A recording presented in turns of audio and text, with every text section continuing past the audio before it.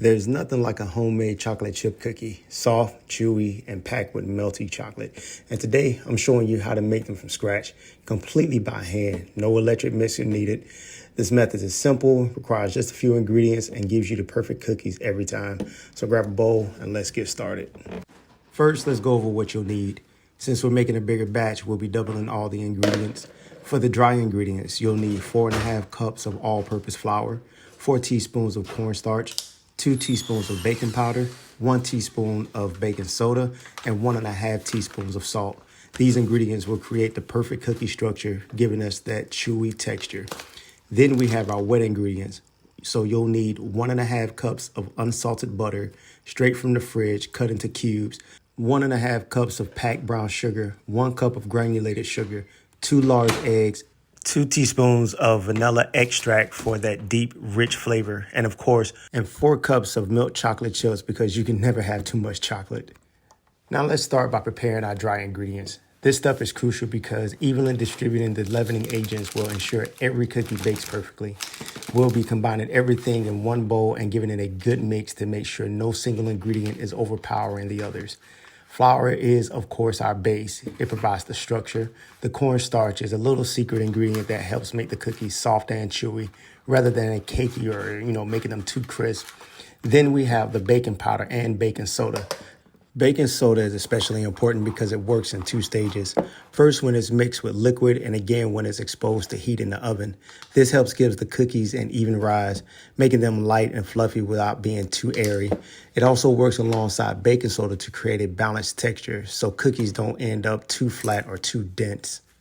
Finally, the salt. It might seem like a small addition, but don't skip it. Salt balances the sweetness and enhances all the flavors in the dough. Without it, your cookies might taste a little flat. Now give everything a good whisk until it's evenly combined. This ensures that when we add the dry ingredients to our wet mixture later, we don't get clumps of baking soda or pockets of salt in one area. And that's it. The dry ingredients are ready to go. Well, let's set this to the side and move on to the butter and the sugar mixture. Now let's move on to one of the most important steps, creaming the butter and the sugar. This step is crucial because it sets up the entire texture of our cookies. Since we're mixing by hand, we'll need a little extra time and effort, but trust me, it's going to be worth it. We're starting with cold butter straight from the fridge. Normally, softened butter is used for creaming, but working with cold butter by hand gives us a unique advantage. It allows the cookies to maintain structure while still spreading just the right amount in the oven. Cold butter also slows down the mixing process slightly, which helps prevent overworking the dough. Overmixing softened butter can sometimes lead to cookies that spread too much and become too thin. By using the cold butter, we keep the dough slightly firmer, giving us thicker bakery-style cookies with a rich, buttery flavor that doesn't get lost in the baking process. The brown sugar brings moisture and chewiness, while the granulated sugar helps with crisp edges and caramelization. Now it's time to start creaming. Use the whisk, begin stirring in a circular motion to combine the sugar and the butter. You'll notice at first it looks crumbly, but don't worry. That's exactly what we want. Switch to the plastic spoon and press the mixture against the bowl, smearing the butter and sugar together. This friction helps break down the sugar granules while incorporating air into the butter. This is what gives our cookies that soft yet slightly crisp bite. As we keep mixing, the color will start to change. The mixture will lighten in color and become creamier, and the sugars dissolve into the butter. This process usually takes a few minutes by hand, but patience is key. The smoother and fluffier the butter and sugar, the better our cookies will turn out. If you rush this step, you may end up with cookies that don't spread evenly or have an uneven texture. By fully creaming the butter and sugar, we're ensuring that every bite is light, airy, and packed with flavor. If your arms get tired, take a short break, but don't give up. The step is worth every bit of effort. Once the mixture looks pale and smooth, we know that we're ready to move on to the next step. So there we have it. The butter and sugar are now fully creamed, and we are ready to move on to add the eggs and the vanilla. Now we'll add our vanilla extract. This enhances the flavor, giving our cookies that warm, rich aroma. It also helps balance the sweetness and brings out the buttery notes in the dough. Next, we'll add the eggs one at a time. Adding them separately helps them blend smoothly and prevents a lumpy batter. We'll whisk the first egg until fully incorporated, then add the second egg and mix again. The eggs add moisture and structure, helping the cookies hold their shape while staying soft inside. As the batter comes together, the eggs also help bind the dry ingredients, ensuring an even texture throughout. This stuff is key to achieving the perfect balance between crisp edges and a chewy center. So now that the butter and sugar are mixed, it's time to move on to the next step. Now that our wet ingredients are ready, it's time to move on to the dry ingredients. Start by adding the first third of your dry mixture to the wet ingredients. Using your whisk, gently stir it in. Take your time. You want to make sure the flour starts to blend in without overworking the dough. This step is important for preventing lumps. Once the first batch of dry ingredients is fully incorporated, add the second. Again, whisk gently, ensuring everything is combined without too much mixing. You don't want to create excess air in the dough, as this can affect the final texture of your cookies. Keep whisking in a circular motion and scraping the sides of the bowl to ensure everything is evenly distributed. Keep whisking carefully until the dough becomes thick and just slightly sticky.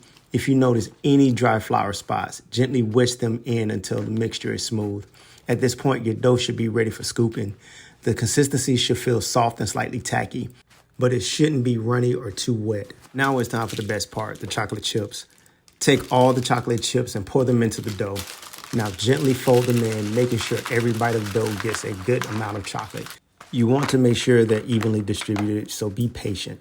Don't be afraid to use your hands here to make sure every piece of dough has some chocolatey goodness in it.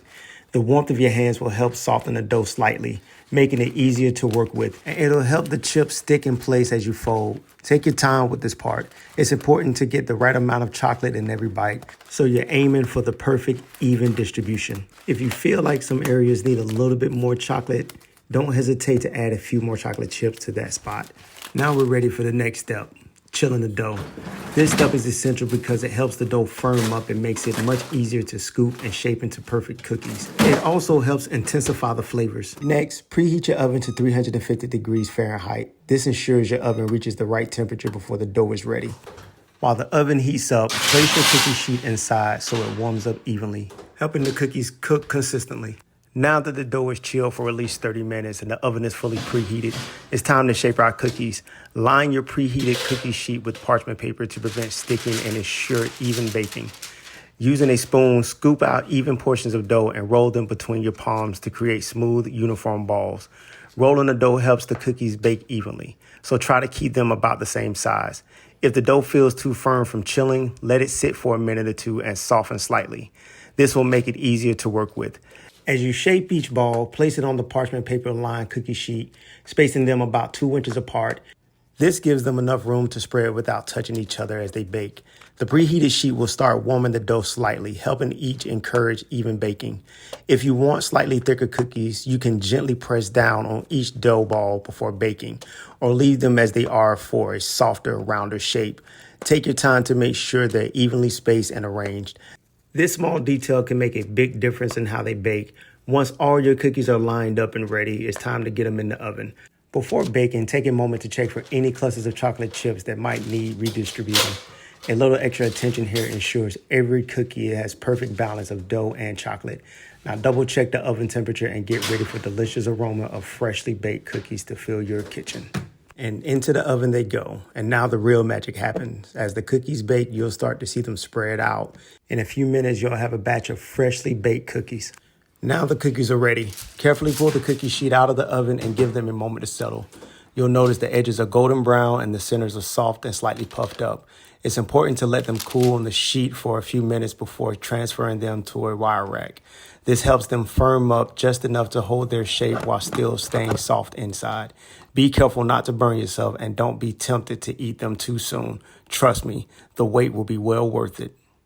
These cookies are always a family favorite. Now, I'm a big fan of having my cookies with milk, so I am going to take my cookies and milk and see you guys next time.